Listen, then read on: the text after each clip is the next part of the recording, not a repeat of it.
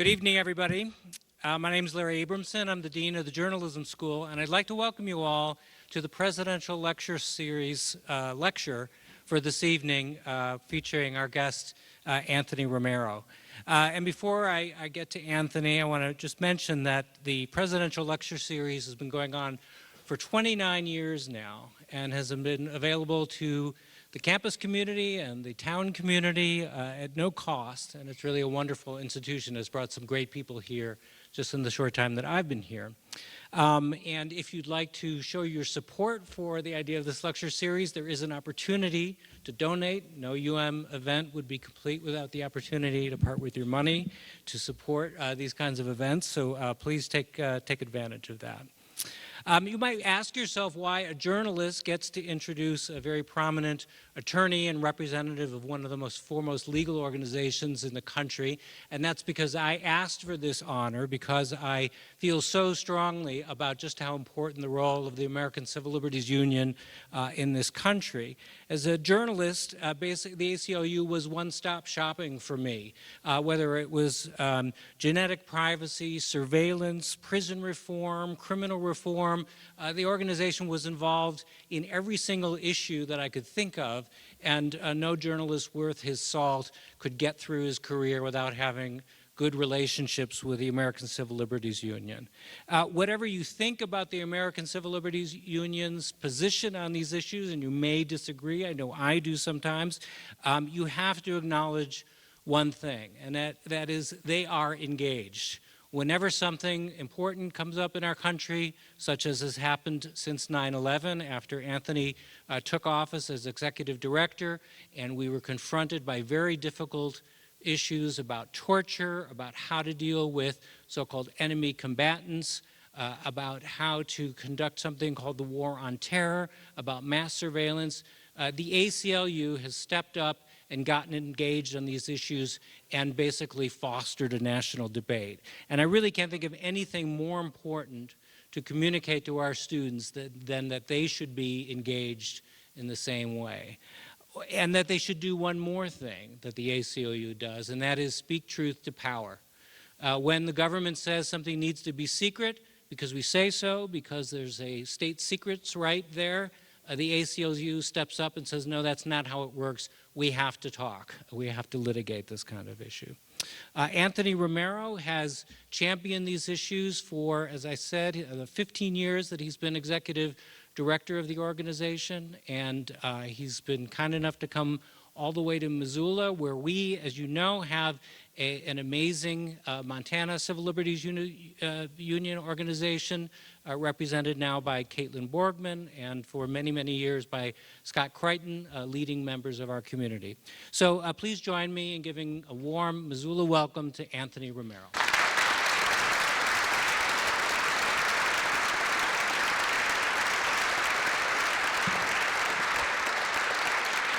Good evening, and thank you, Larry, for that very kind introduction. I wanted to thank you and President Ergstrom for the invitation to allow a city kid like me to come to Big Sky Country. It's been a thrill to be here these last couple of days and have a couple more days here in Montana visiting some folks across the state.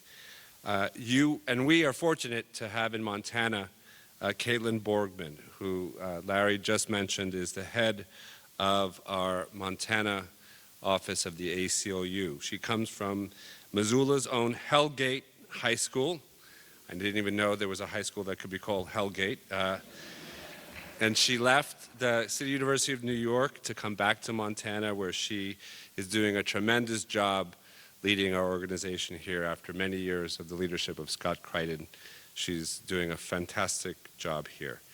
You know, I'm especially thrilled that Caitlin came back to Montana because she brings energy, insight, but also because her very presence, coming back to where she came from, to her roots, helps undermine a myth that I think is all too pervasive and all too damaging in our nation.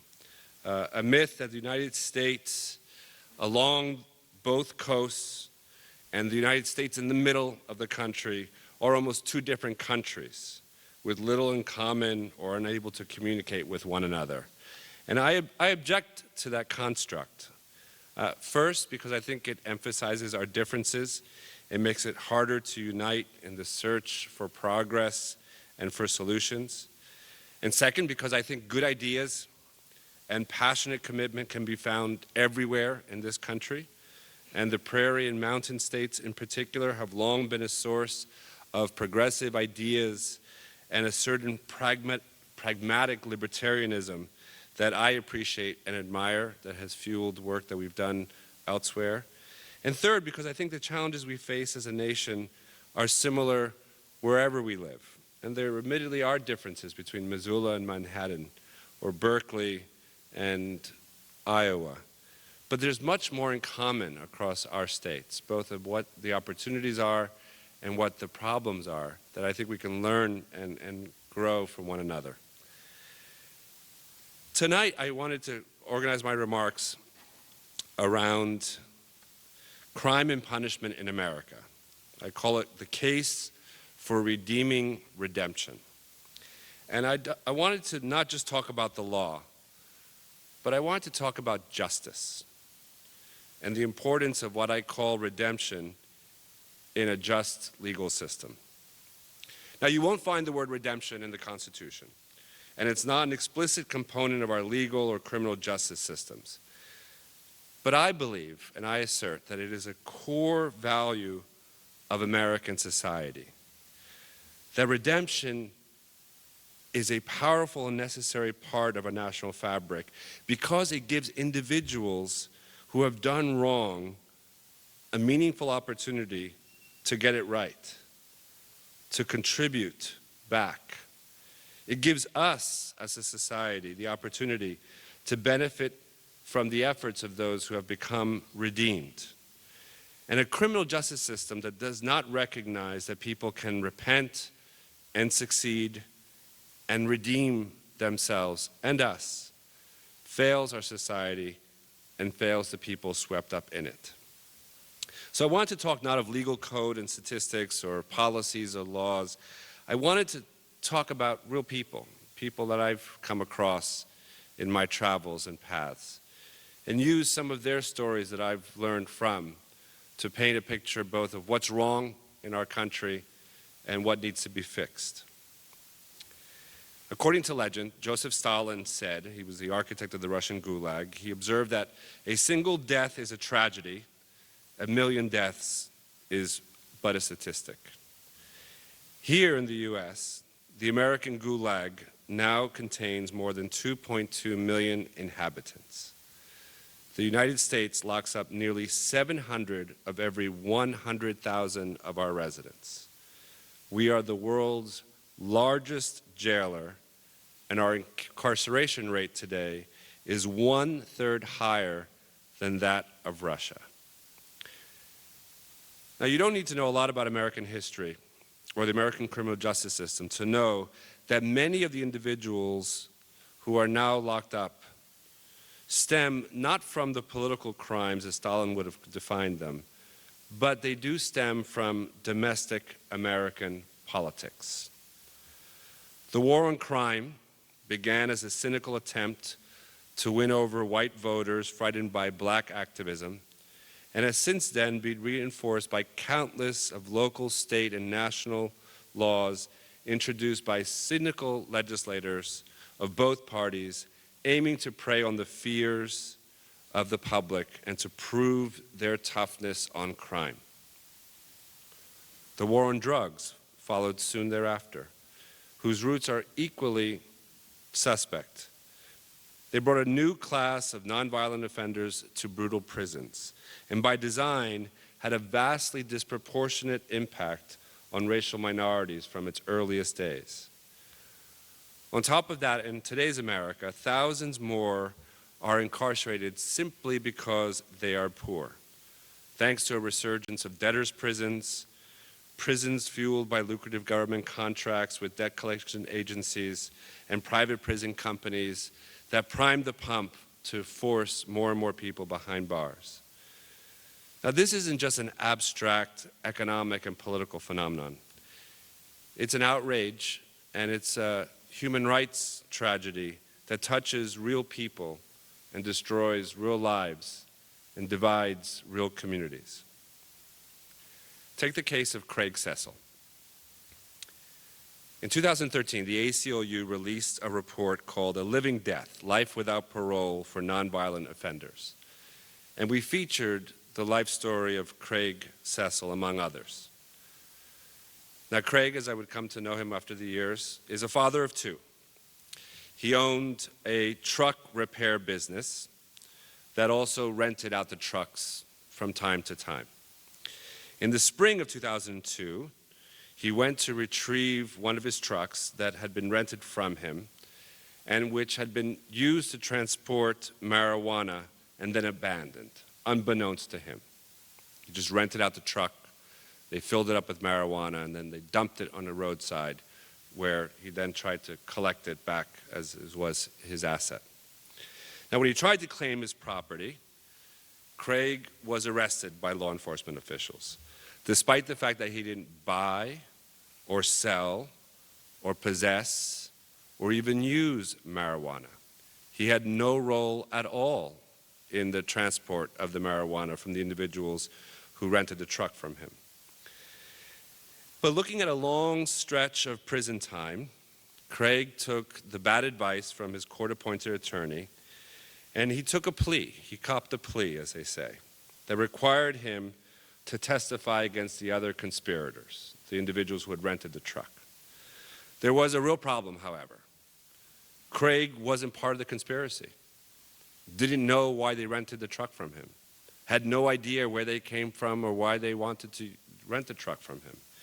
And when he didn't know the details, he couldn't deliver the goods in the prosecution. And when he tried to withdraw from the plea deal, the judge forbade it. As the case would stretch out over the next couple of years, the conspirators who actually did conspire to transport marijuana across state lines, they were convicted without Craig's testimony, and they each received between 5 and 10 years in prison. But Craig, because he followed the advice of his attorney during pretrial negotiations, was sentenced to life in prison without parole. And because of the plea bargain, he can't appeal. 13.5 years later, Craig remains behind bars in a federal prison. He speaks weekly with his two daughters, who were 14 and 10 when he was arrested. Two daughters he says he never hopes to see again, except from the other side of a reinforced glass in the visiting room of the prison. Sequestered from not only the world, but from the things he loves the most, Craig tells me, I hope to die sooner rather than later. Now, Craig is not just one of a couple of statistics. Craig is much more par for the course when you look at the way in which the war on drugs has been prosecuted on individuals. And it's easy to become a statistic in America, especially if you're black and male. The ACLU conducted a nationwide study of marijuana arrests in all 50 states and the District of Columbia over the last decade. We found, among other things, that there was a staggering 8 million marijuana arrests in the United States between the years of 2001 and 2010. 88% of those marijuana arrests were for mere possession. And even though white and black Americans use marijuana at roughly similar rates, that's what the research shows, a black person is almost 4 times more likely to be arrested for marijuana possession than a white person. That racial disparity exists where I live in New York, the state with the highest rate of marijuana arrests in the country. But even here in Montana, where the marijuana arrest is less than half of the national rate, a black person is 3.5 times more likely to be arrested for marijuana possession than a white person. And while nationwide analyses tend to highlight the black-white disparity, data from states like Montana with large Native American populations draw similarly large disparities in marijuana possession arrests for Native Americans compared to whites. So what does it mean? It means that for racial minorities and often their families and communities, that they're being severely punished for doing something that many white communities also do, but with far less risk of any serious consequence. So take also the case of DeMarcus Sanders, who was profiled in our report of marijuana arrests. He was arrested. He was first pulled over for playing his music too loud. And as part of the stop with the police officers, they found that he was also possessing small amounts of marijuana. He got 30 days for possession after being pulled over for playing his music too loud and then happened to be possessing marijuana. But that was just the very beginning of the downward spiral for DeMarcus Sanders. He lost his janitorial job that he had held for several years while he was incarcerated. He did not have access to post bail. He lost credit for the college classes he had been enrolled in the local community college while he was also detained and incarcerated. And it got worse for him because it's hard for anyone to pay your fines if you don't have a job. But it's hard to find a job when you've lost your driver's license, a pointless vindictive side effect for a minor marijuana offense. In Waterloo, Iowa, where DeMarcus lives, has virtually no public transit system. Marcus had to turn down a job in Cedar Rapids, about 45 minutes away, because he had no way to get there. And his little boy of 8 years old, who has severe asthma, also raised in poverty, had serious consequences with even getting him to the doctor when he was having asthma attacks. Now, the case of DeMarcus Sanders and Craig Cecil are individuals who are somehow caught up in the web of the criminal justice system.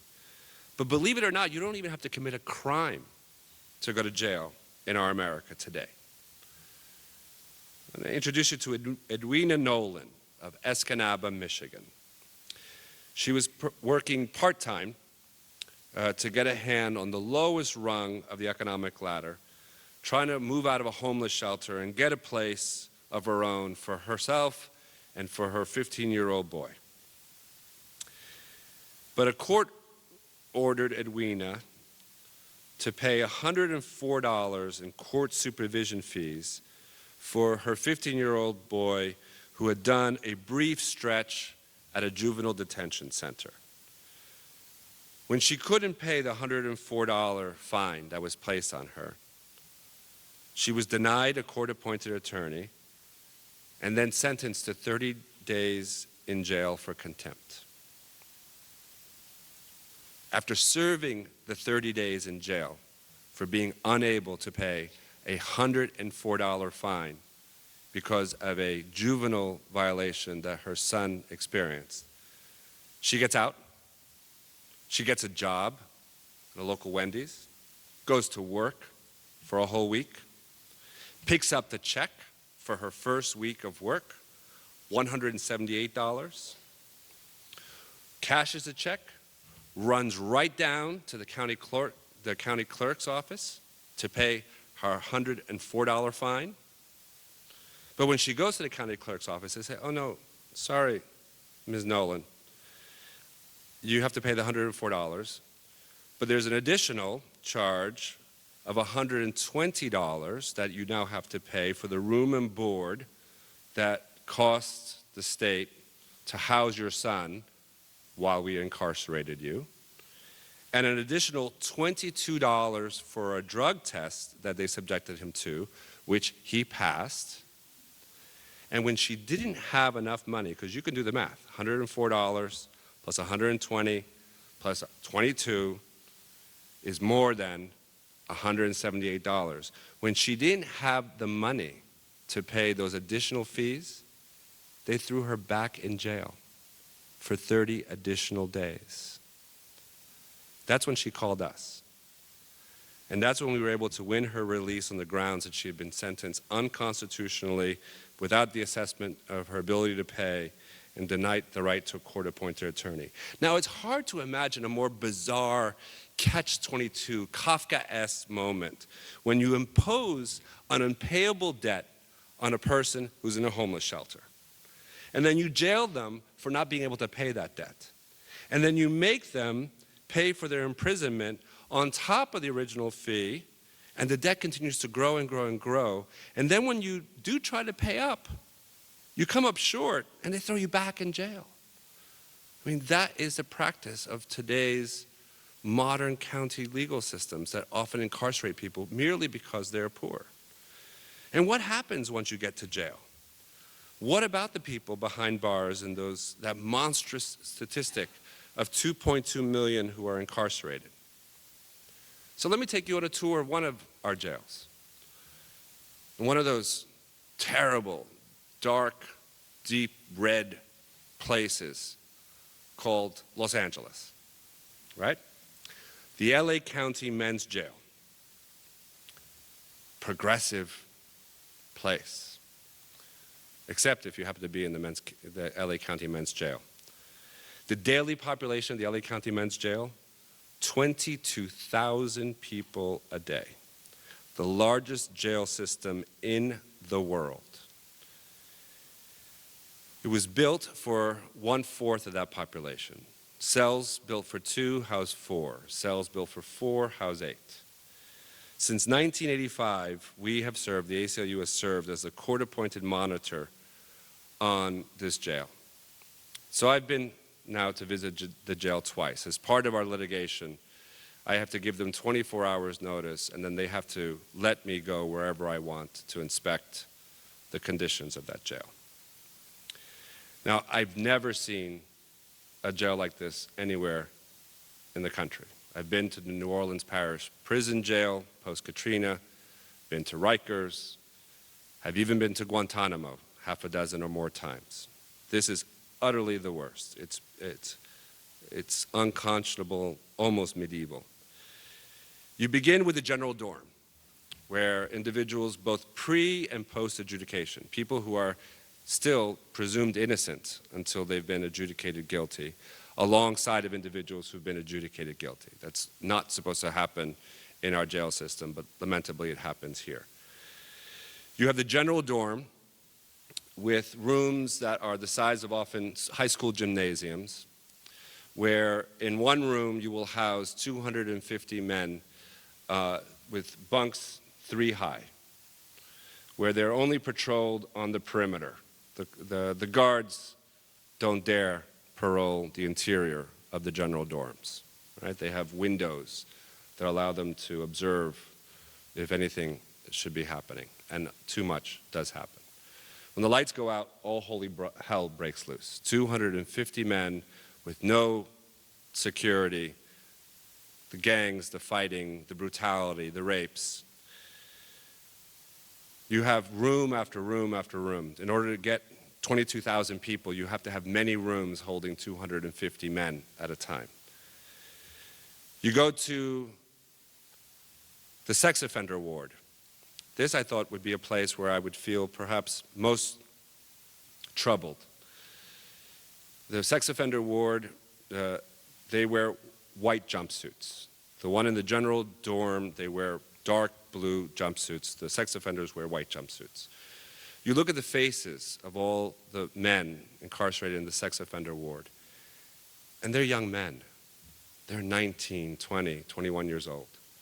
They're young men who perhaps were mixed up or having sexual relations with an underage girlfriend, charged for statutory rape, and then labeled as sex offenders. It was face after face of youthful men, not the type of images you would imagine visiting a sex offender ward.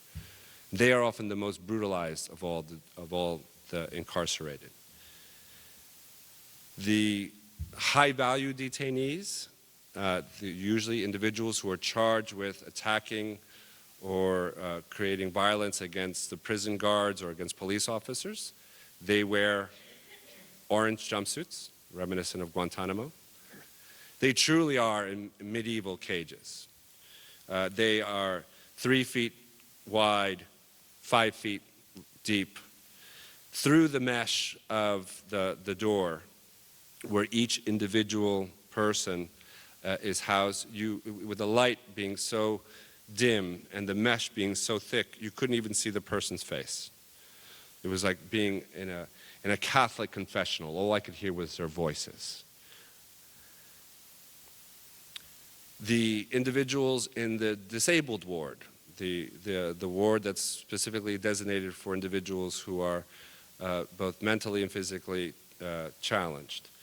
When I went into the disabled ward, there was this older fellow that said to me, "Son, come with me." I said, "Okay, I'll be right back," I told my colleagues. And the guy wheeling himself over to the restroom. And the ramp up into the toilet was so steep in the disabled ward that he didn't have the strength to wheel himself up. So you had to have skinny old me push him up the ramp so he could relieve himself at the toilet. That's at the disabled ward. All the prisoners, they get 2 hours of recreation time a week. Recreation time is on the black tarmac roof of the facility in the southern part of LA. You take every single one of your meals in your cell, because there's no cafeteria. You have the guys in the green jumpsuits, who are the ones who are often cleaning the halls and have a little bit more mobility because they have shown themselves to be a little bit more trustworthy. And so when I was walking out of the infirmary, I saw a fellow in a powder blue jumpsuit. So I remember dark blue, general ward, white jumpsuit, sex offenders, orange jumpsuit, high-value detainees, gray jumpsuit, disabled ward, green jumpsuit, greater liberty, greater mobility. So I walk up to the guy in the powder blue jumpsuit, and I said, "Sir, excuse me, can you tell me what your jumpsuit means?" And he says, "Me? Honey, I'm gay. This is the color of the gay jumpsuit." I said, "Well, sir, how do you feel about being identified so openly as part of the homosexual population of the prison?" He said, "What, my pink triangle, my dartboard, so that everyone, no matter where I am in this 22,000 person facility, can figure out who the faggots are, and it's open hunting season on us every day of the week here." Now that level of systemic, structured violence in one of our largest prisons, in one of our most progressive cities, is truly unconscionable. Done with your tax dollars, with our tax dollars. And it's hard to imagine how a situation that goes from bad to worse doesn't end up in extreme acts of violence. When so many people are crammed into these squalid cells, violence is inevitable. There's a pervasive culture of savage violence, of prisoner on prisoner, on deputy on prisoner, on deputy even. It's that environment where people with mental illnesses, they get sicker. The guards become more brutal. And first-timer, non-violent, innocent until proven offenders are so brutalized and swept up in a culture of brutality that they come out even more damaged, even if they're adjudicated innocent or not guilty than they were when they come in. And what happens to some individuals when they get out? Imagine for a moment that you're one of the millions of Americans arrested on minor drug crimes over the last decade, that you've managed to survive the brutality of the incarceration. By some miracle, you're able and still wish to become a productive member of society. You want to be able to redeem yourself. You think our legal system would make it simple, but lamentably you'd be wrong. This is the case of Jessica Cipione. She was busted in 1988 for cocaine possession. She served 7 months in a federal prison. When she got let out in New York, her right to vote was automatically restored after her sentence was completed. But she made the mistake of moving to Florida, where the state of Florida has turned the art of voter suppression into the finest of art forms, where she was permanently disenfranchised unless she filed a petition to have her rights restored was accepted by the governor's office. In Florida, even though she couldn't vote, she went to law school. And in 2008, she realized that she had to apply to have her rights restored, because if she didn't have her voting rights and civil rights restored, she would be not allowed to take the bar exam.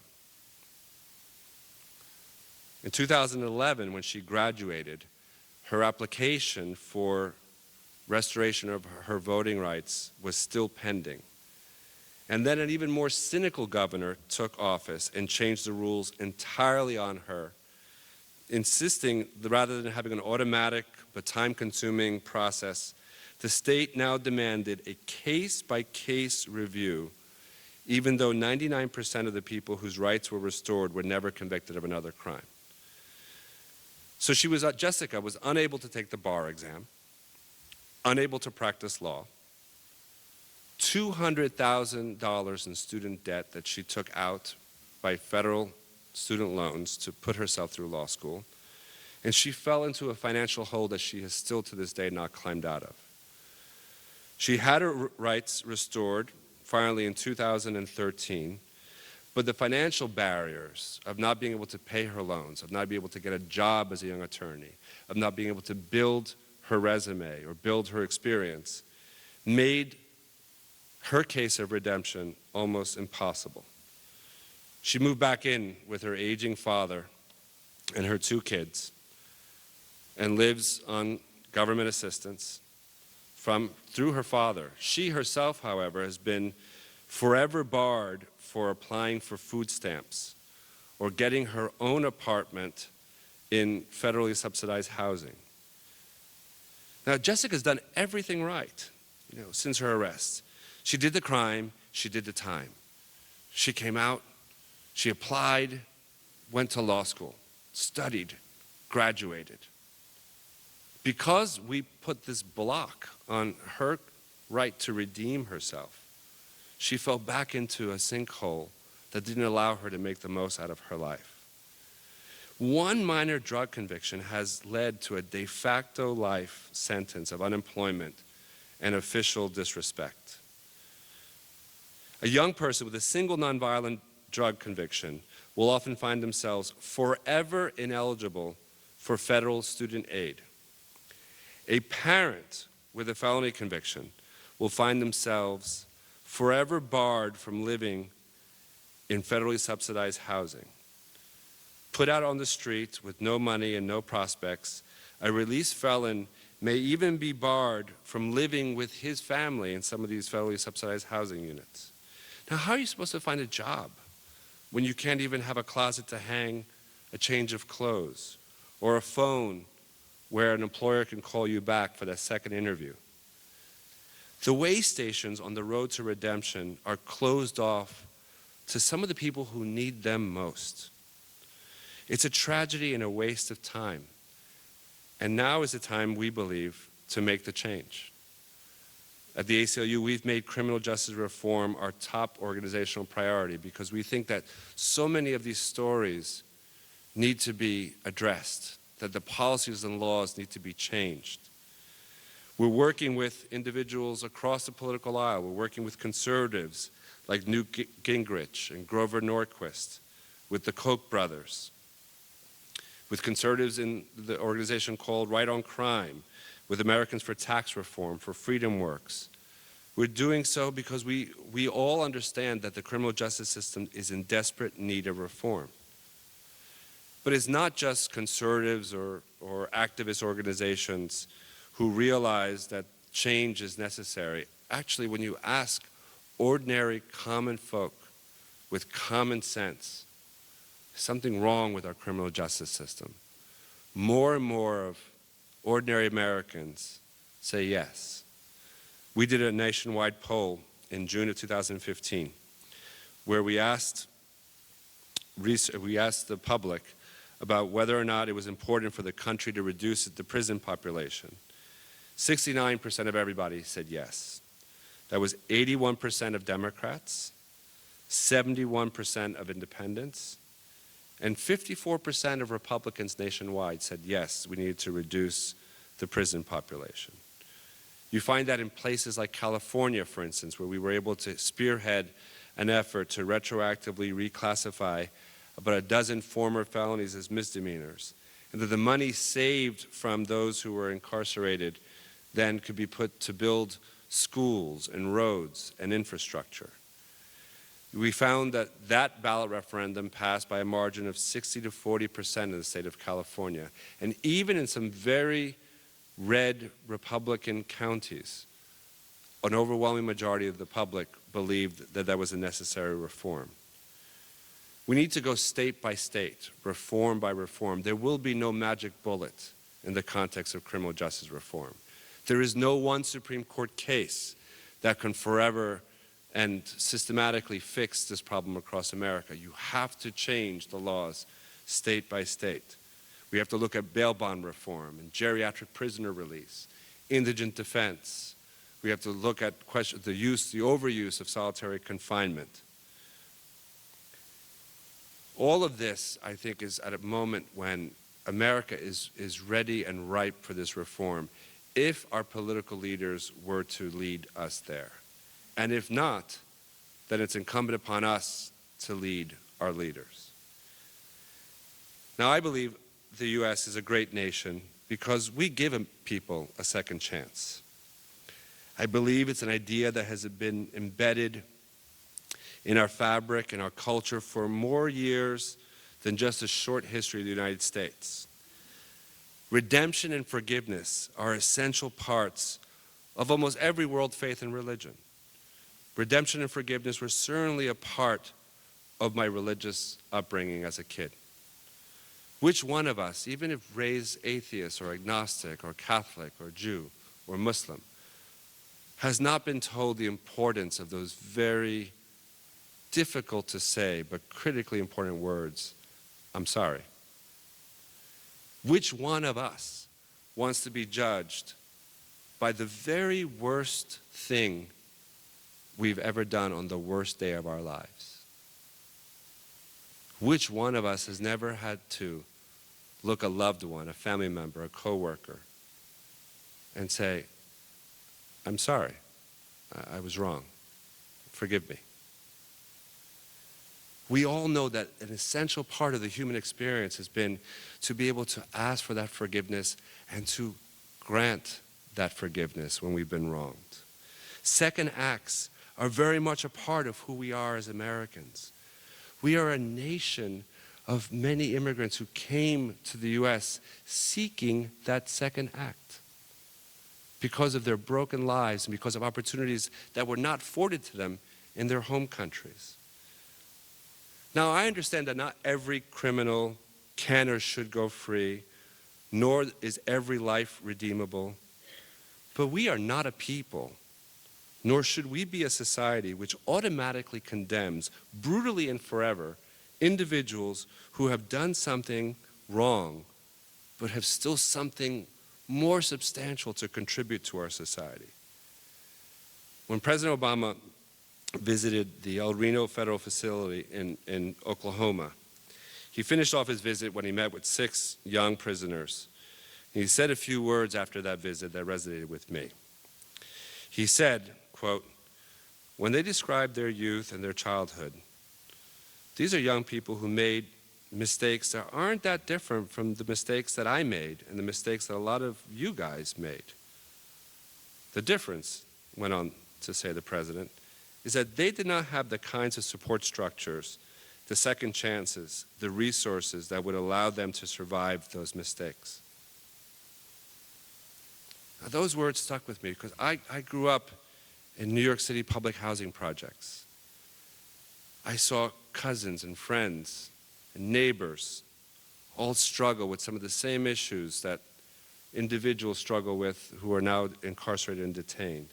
I've met individuals in the very same circumstances, some of them in my family, who reached this with the same wrong-headed solutions to problems that they confronted. And I sometimes, when I look at those family members or neighbors or known acquaintances, I can't help but think that there but for the grace of God go I. We have to challenge ourselves to really commit to the prospect of real redemption in our prison system. We have to do so with grace, not just for our communities and for our lives and families, but for the betterment of our entire nation. And I want you, the next time you read a news report or you hear some cynical politician talk about being tough on crime, that 3 strikes you're out, that you've done the crime, you do the time, that lock them up and throw away the key, or any of the other dog whistle metaphors that will let you know that they're trying to act tough when they talk about the predators on the streets or the drug that are ravaging our communities and the individuals who are purveying that onto our young ones. Every time you want to glaze over those kind of that rhetoric, or you want to glaze over the statistics, I want you to think back to the face of Craig Cecil, who's serving life without parole for a conspiracy he was not a part of, who'll never see his 2 daughters. I want you to visualize the face of DeMarcus Sanders in Iowa, who, because he was playing his music too loud, got pulled over and then lost his job and not able to get another one and not able to take his kid to the doctor. I want you to think about the face of Edwina Nolan, who worked so hard to give her 15-year-old boy a chance, who tried to play by the rules, and every time she went with good faith effort to pay the fines, got locked up for another 30 days in jail. I want you to think about that man in the powder blue jumpsuit in the LA County men's jail who continues to wear it as a target for violence. I want you to remember the face of Jessica Cipione, a woman who did the crime, did the time, tried to put herself back on her feet, was a newly minted lawyer, and wasn't given a chance to practice in the bar. Imagine all those faces when your eyes begin to glaze over. And don't allow yourself to fall into the cynicism, believing that the problem is intractable, that there's nothing that we can do, that there's something innately wrong with the individuals who find themselves in such situations. And I want you to look then at your own face in the mirror and say, that could be me. We have to redeem redemption in our criminal justice system, not for the sake of Craig Cecil or DeMarcus Sanders or Edwina Nolan or Jessica Cipione or the guy in the blue jumpsuit. We have to redeem it for our own sake, if for nothing more. Thank you very much for your attention.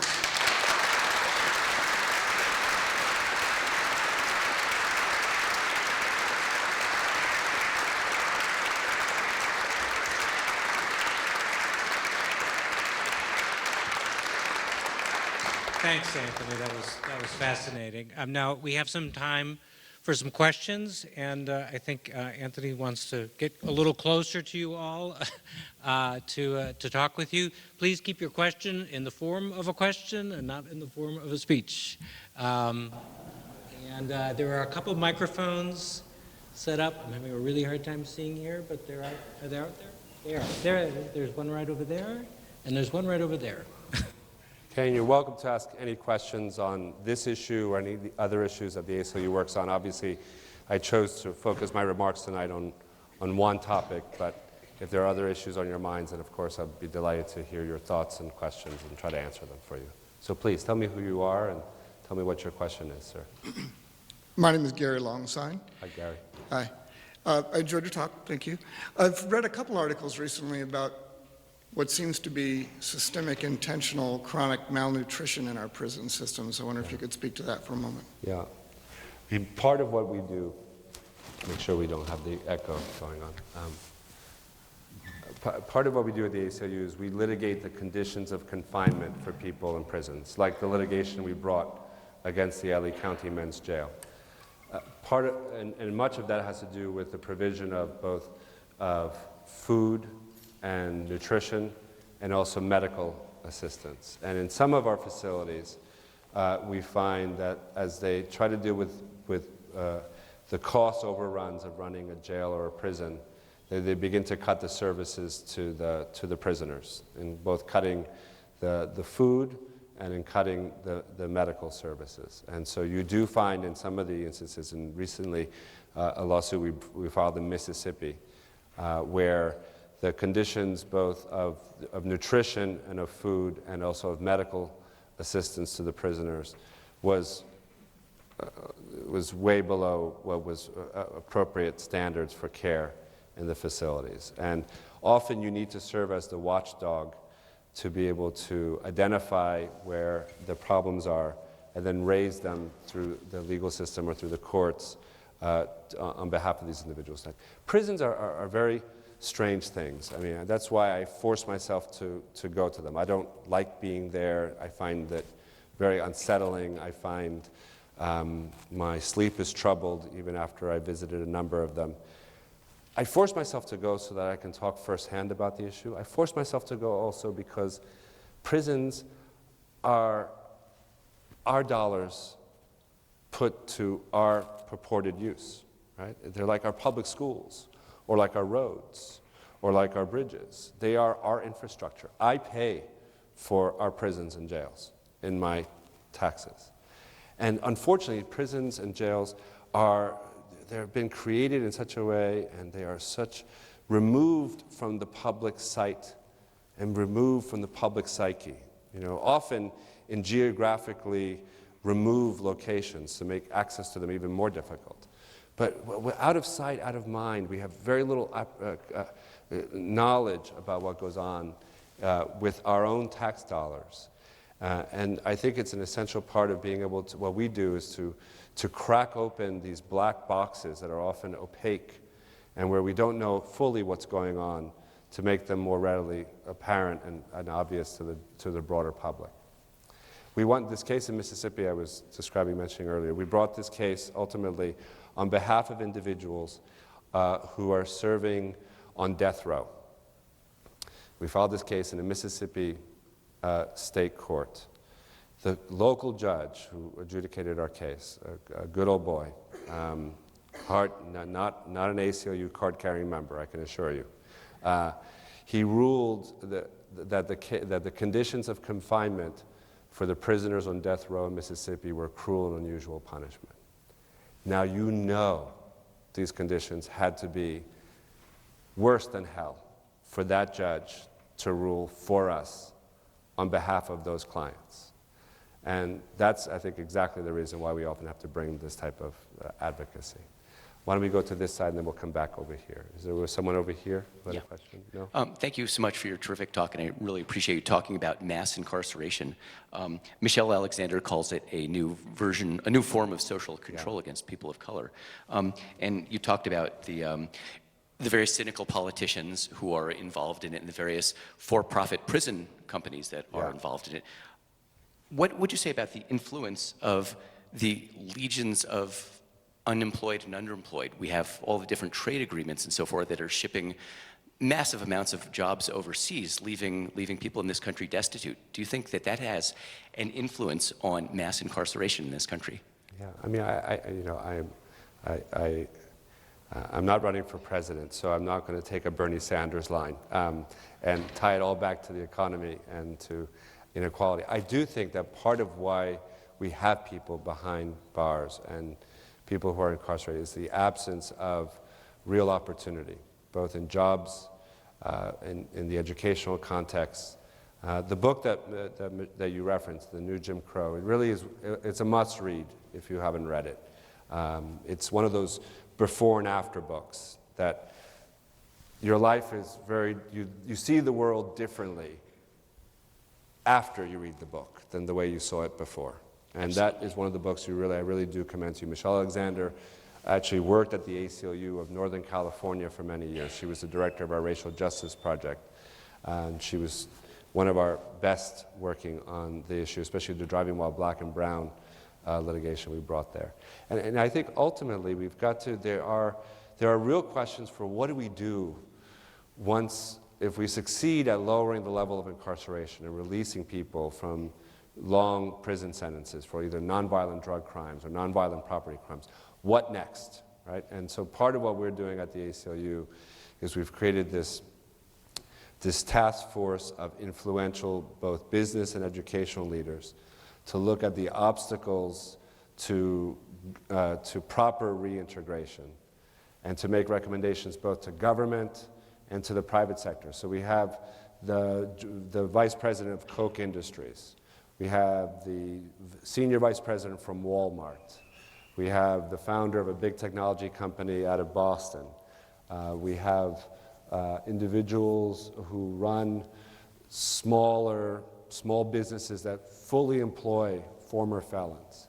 And we're trying to identify both what are the barriers to having a much more vigorous reintegration program, and what are the laws that we need to put in place. So we give, some states that I visited often provide tax incentives to corporations if they locate their facilities in their state, right? That's how a lot of the automakers have moved to places like North Carolina or Mississippi or elsewhere.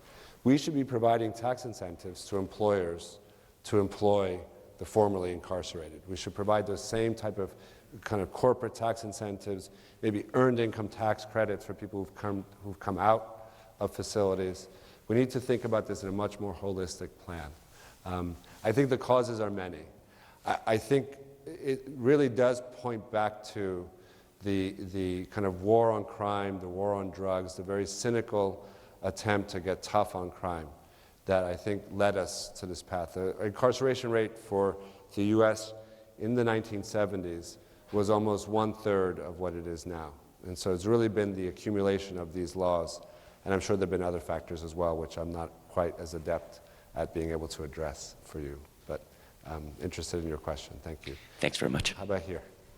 What would you say is the best solution to the drug problems that we see in prisons, like heroin or cocaine or marijuana that show up in prisons, or even addicts who are trying to get clean but are stuck in prison and they don't have the services to do so? I think many of the issues that we're dealing with in the criminal justice system would be better dealt with in the public health system or in proper treatment and diversion programs. You know, in my experience, and from people I know and I've talked to, that when someone is hooked on heroin or on opiates, they need help to break the addiction. They don't need to be jailed and labeled felon with a capital F that bars them from getting jobs in the government and makes it harder for them to access government services. They need some of the support systems that deal with the physical and psychological effects of being addicted to either drugs or alcohol. And if we were able to build much more robust drug treatment and rehabilitation programs, they exist. They exist for the wealthy, right? When someone needs to kick the habit on their drugs, you know, they post something on Facebook, and then they check themselves into the Betty Ford Clinic, and then they come out 30 days, and we'll say, oh, look, so-and-so's clean. Isn't that great? And then we give that rock star, that celebrity, the second chance.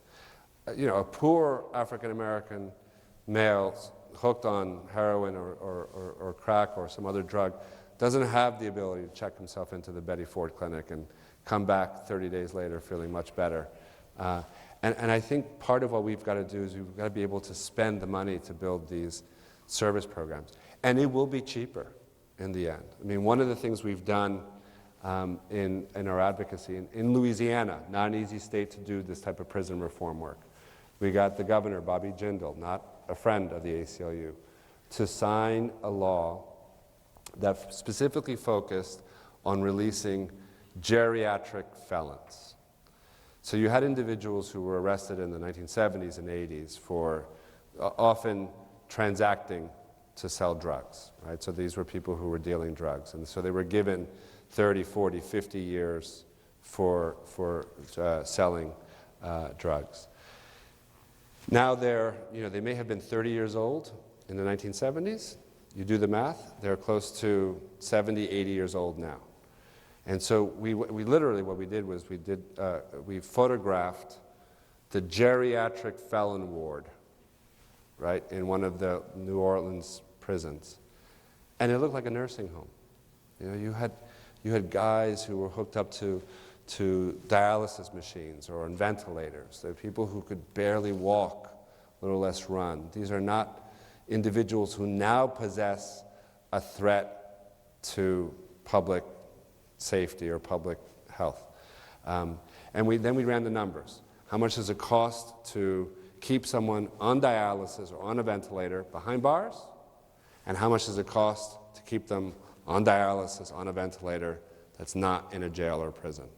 And the number was almost 1/3 different. And that, just the cold analysis of the cost more to deal with the very same health effects of these geriatric felons, helped the governor sign a bill.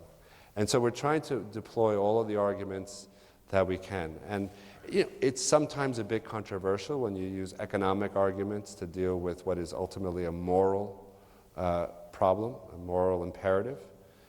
But in the end, I'm a pragmatist, and whatever argument helps convince more people to our side, I will use those arguments. And so if we have to use an economic argument, if we have to work with conservatives who want to shrink deficits and shrink government, as long as they're working alongside of the same goals I have ultimately, and people get out who shouldn't be incarcerated, we can use those arguments as well. I think we'll go here, please. Thank you, Mr. Romero, for coming out to speak with us tonight. I noticed in the introduction to your lecture, you mentioned that war on drugs, the war on poverty, the war on people who have never actually committed a crime.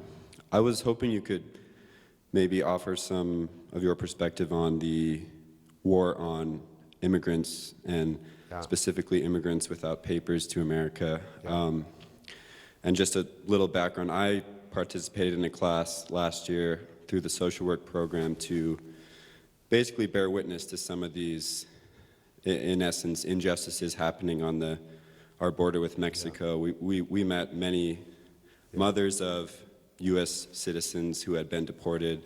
We met 2 Marines who had been deported to Mexico because the ICE bureaucracy is so arcane and Kafkaesque, as you mentioned. And then, of course, the other piece of this equation is the recent reclassification of re-entering the United States as a felony instead of a misdemeanor, which makes the incentives to incarcerate these people in increasingly for-profit prisons that much higher. So now you have this prison industrial complex operating. In addition to that, you have a military industrial complex. You have foreign companies bidding to sell weapon systems along the border. I was there and I witnessed a radar tower, and a week later we saw an email from our guide, and it was an Israeli company that had perfected these systems of surveillance on Palestinians over the decades, and now they're able to export these systems of control to America. On my way back to the airport, I went through a border checkpoint. I asked, am I under arrest? And he thought I was a funny guy. I was the only white person in the car, and I just gave up because the Hispanics in the car were like, we go through this every day. So I just laid a lot down there, but I was hoping that you could fill in some of the gaps. Yeah. Well, I think you need to come work with us, all right? I mean, obviously your experience is one that we could put to good use. Whenever you're down here, you have to find a way to come work in the ACLU. The ACLU, the issue of immigration is one that goes right back to our roots. We were founded in the early 20th century, I've been saying to an earlier group this morning. And it was at a time when enormous unrest in this country, and you had the massive deportation following what were known then as the Palmer raids.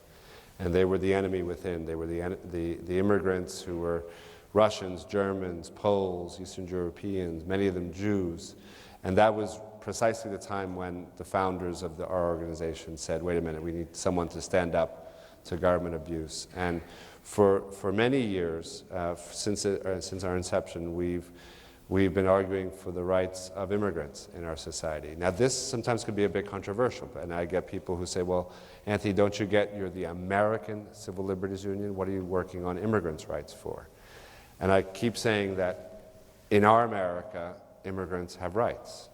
You know, the Founding Fathers were very clear. In some parts of the Bill of Rights and the founding documents, they said that certain rights were preserved to U.S. citizens, U.S.-born even citizens, the right to be a president. In other places, they used language that was equally surgical. They said, no person shall be denied life, liberty, or property without due process of law. They didn't say no citizen. So they clearly conferred a kind of a broader set of rights on a broader set of individuals than citizens. And since then, we've been working, you know, very hard to make that real.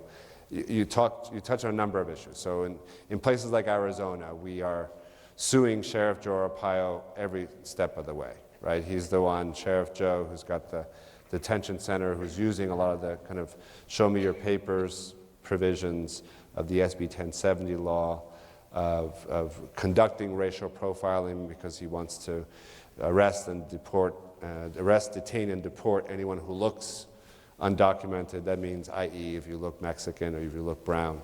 Our client in that case is a U.S. citizen who's been stopped by the Arizona Maricopa County Police 6 times just because he happens to have the wrong skin color, always drives at the speed limit because he knows what's going to happen. And we bring those types of lawsuits on behalf of immigrants who are being targeted for law enforcement. We bring also advocacy on behalf of immigrants in detention centers. Some of the detention centers that you rightly reference are being built by private prison corporations. Now, the private prison corporations are just an aside note, so I can have it. It's a point of personal rant, if you will.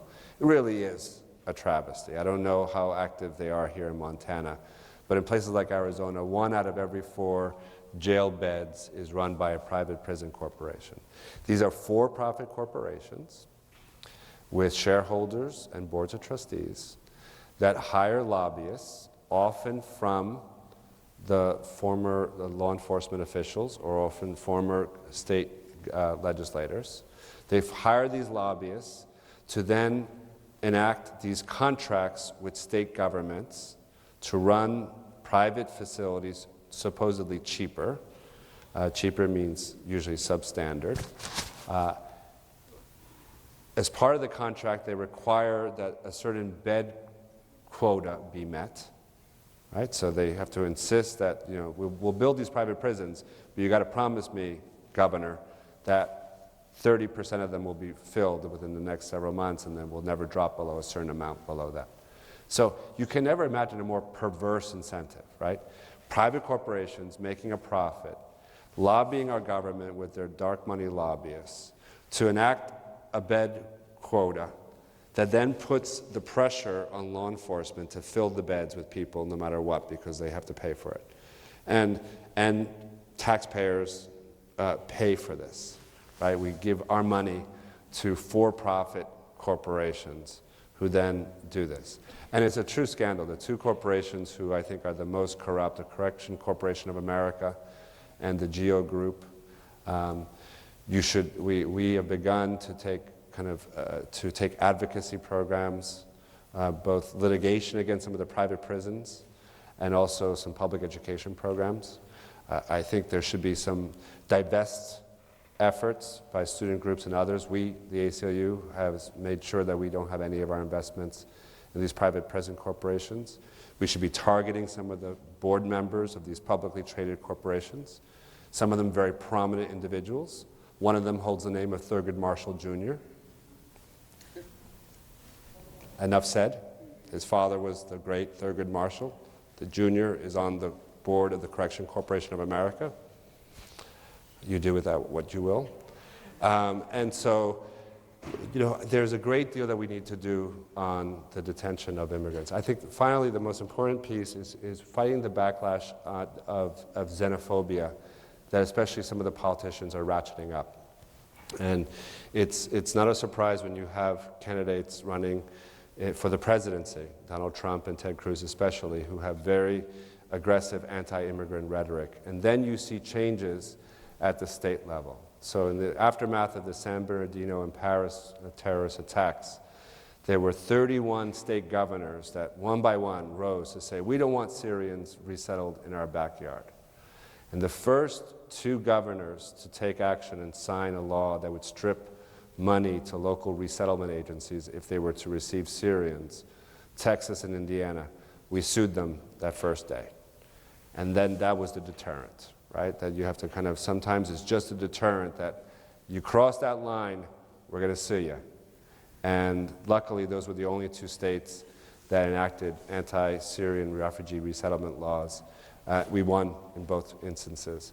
But you do point to a need for not allowing the scapegoating of immigrants, especially in this political climate. Why don't we go over here, and then we'll come back. You let me know when you think we're running out of time. I'm good to go. Hi, my name is Rena. I'm a student here. You spoke a little bit about nonviolent drug charges, especially the population that's hardest hit is black men. And I know a lot of people, especially privileged white people, who take up as their pet issue marijuana legalization. Yeah. And one of the talking points that they use as justification is this, the unequal way that the laws are applied. In your opinion, would marijuana legalization affect that system, or yeah? Yeah, I mean, I think yes, it would. I think marijuana should be legalized and regulated like alcohol. I think that we need to increase the drug treatment programs to make sure people do not become kind of psychologically addicted to marijuana. Some say that you can even get physically addicted. I don't know the literature as well. I do know, I have people I've known, friends from college, who smoke pot every day, and if that's not addicted, then I don't know what is. And so we need to make sure that if people want to not be addicted to marijuana or to drugs, that we have to give them proper avenues or programs that get them off of those addiction programs. I think dealing with questions of drug use and drug addiction through the criminal justice system is the wrong way to go. That proper public health programs, proper treatment programs, proper psychological training. And we have many of those programs in place. We just need to ramp those up as we ramp down the arrest rates.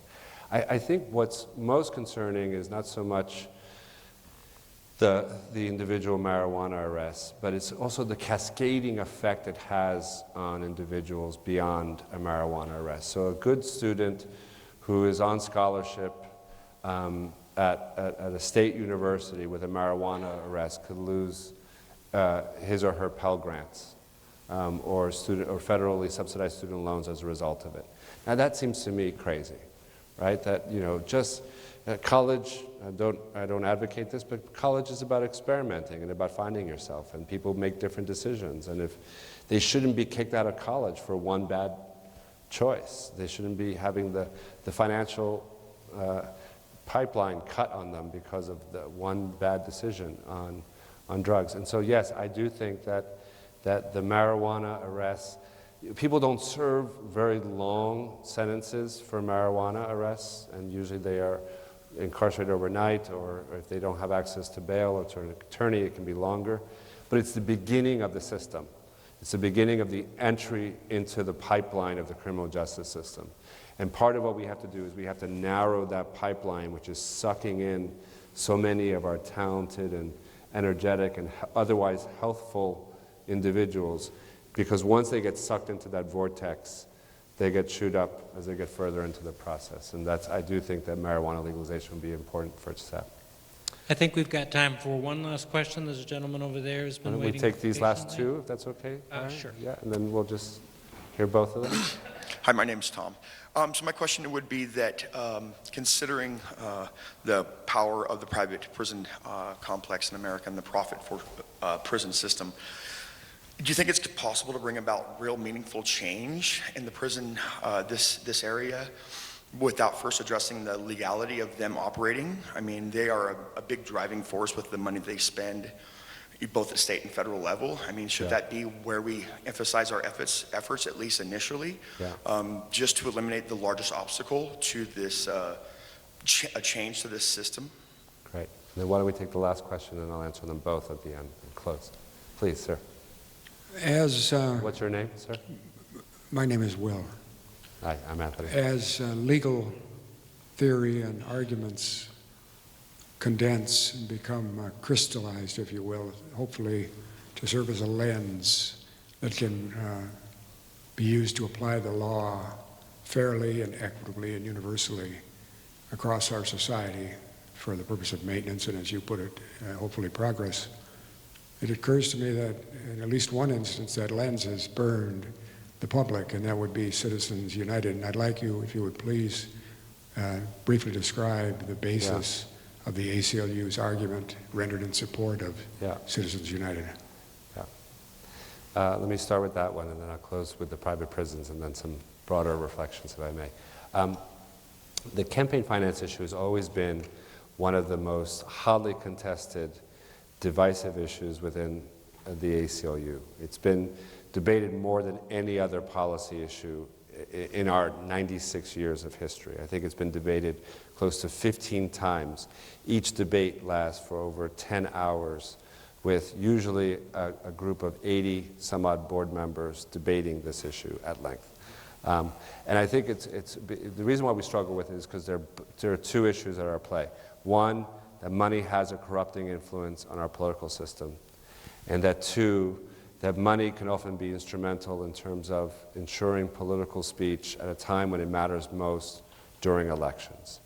And as an organization that cares about freedom of speech during elections, you want to make sure you look at both issues. Well, I think it's fair to say, without getting too much into insider baseball, the organization, after Citizens United, has taken a position that says that went way too far for our appetite, that the Supreme Court really threw the baby out with the bathwater and the bathtub and the whole house. And we adopted for the first time in our history, since basically modern campaign finance reform, a position that would allow for both the regulation and limits on campaign expenditures and campaign contributions, right? Realizing that you've got to find a way to harness this torrent of money in politics. Now, for many, it might feel a little bit too little too late, because it comes after the Citizens United decision, and there's, up until recently, there was very little that you could imagine doing to fix the Citizens United decision. We were not supportive of the idea of a constitutional amendment process that would try to amend the First Amendment, not with this Congress, not in this political climate. I do think that with the death of Antonin Scalia on the Supreme Court and the potential appointment of a fifth Supreme Court justice who might be more moderate, more to the left than Antonin Scalia, almost anybody alive would be that, that there is now an opportunity for us to revisit some of the Supreme Court cases that were decided 5-4, including campaign finance. We could have another bite at the apple in a relatively short time. It might be a very, very differently composed court. And so cases like affirmative action, cases like voting rights, cases like campaign finance, all those issues, if we can imagine revisiting them through a different set of cases, different set of facts with a differently constituted court, might render a different outcome. So, to be continued. What was the basis of the argument? I guess is what I'm trying to get at. Of our argument in what, in Citizens United?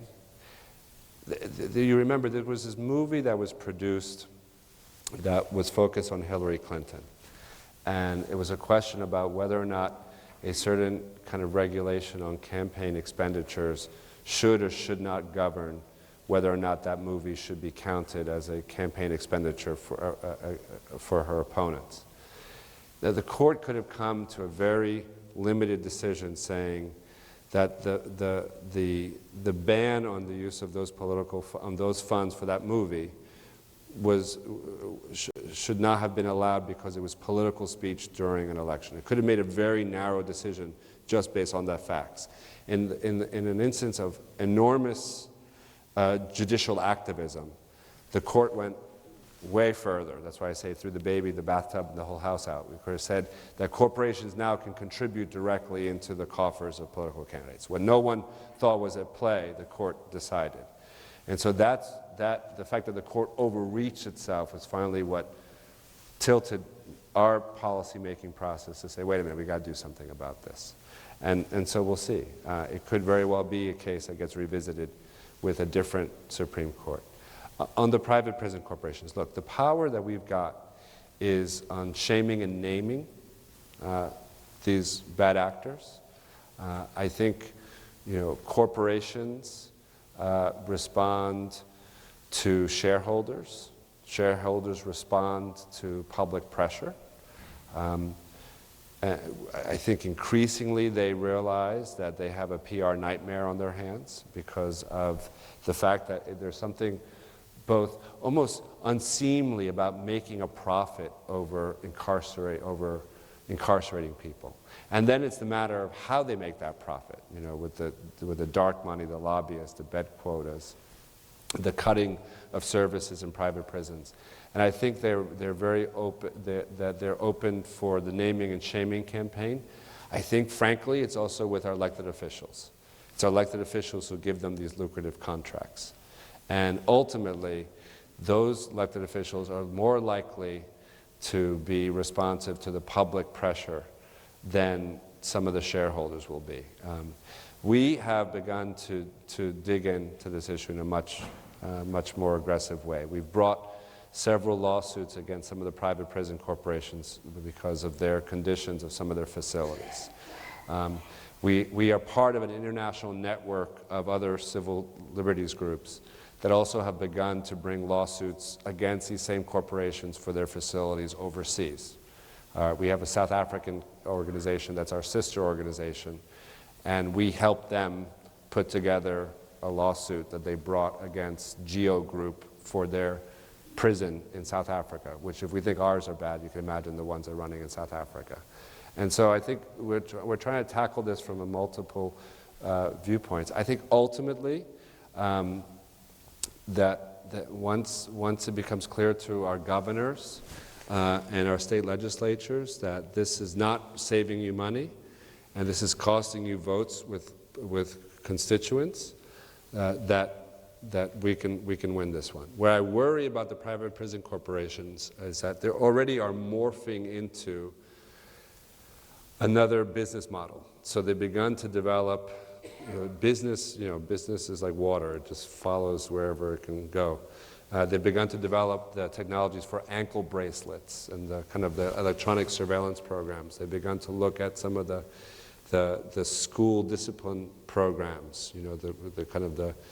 The program, the boot camps for kids who have disciplinary problems. So they're already beginning to develop alternative business models for once their private prisons run out, the golden goose doesn't lay the egg anymore. They're trying to find other ways of making money, and so we're going to have to follow them pretty closely. I find it truly unconscionable that these corporations make the profits they do.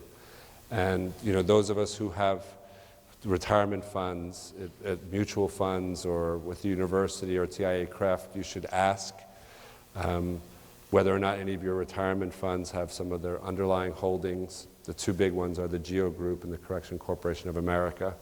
And if they do, you should ask them you can send them letters and ask them to withdraw. You can withdraw your own investments from it. We are also talking to some of the top institutional investors to withdraw their money from these private prison corporations. And I think bad businesses that prey on immoral behavior should go bankrupt. So that's ultimately where I'd like to see this end. I'd like to see these two companies implode. I close with this. I really appreciate your energy, your thoughts, your questions. Most importantly, I appreciate your attention on the issues. I think the thing I've often felt hardest, and Larry knows this from my work with him in a prior life, is the moments where I've really despaired is when I feel like no one's been paying attention. And when something of enormous importance is not getting the public attention it deserves. I felt like that a little bit in the aftermath of 9/11. I felt that, we were watching all of these new laws and policies and procedures and Guantanamo and enemy combatants and surveillance. And for the initial part, people were willing to give the government the benefit of the doubt, and it felt like we were the lone wolf out there raising these concerns. Then people woke up and started paying attention and being much more vigorous in asking the tough questions. And all I ask you is not to agree with me or not to agree with the ACLU. If you do, great. If you don't, the most important thing is to engage this process, that it's just much too important to be blasé or to be indifferent or to be polite. I say this especially to the students. These issues matter a lot, and they are going to determine what type of country you live in long after those of us who are trying to do this work now are long and gone. This is about your future. And so I'd like to think that it's both in our interest and in your own interest to pay as close attention and to, if you don't agree with where things are going, then it's incumbent upon us to do something about it. Thank you very, very much. Have a good evening. Thanks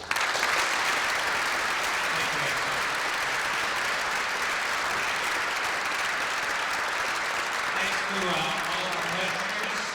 Thanks especially to President Engstrom, who of course sponsors tonight's address, and thanks to all of you for coming.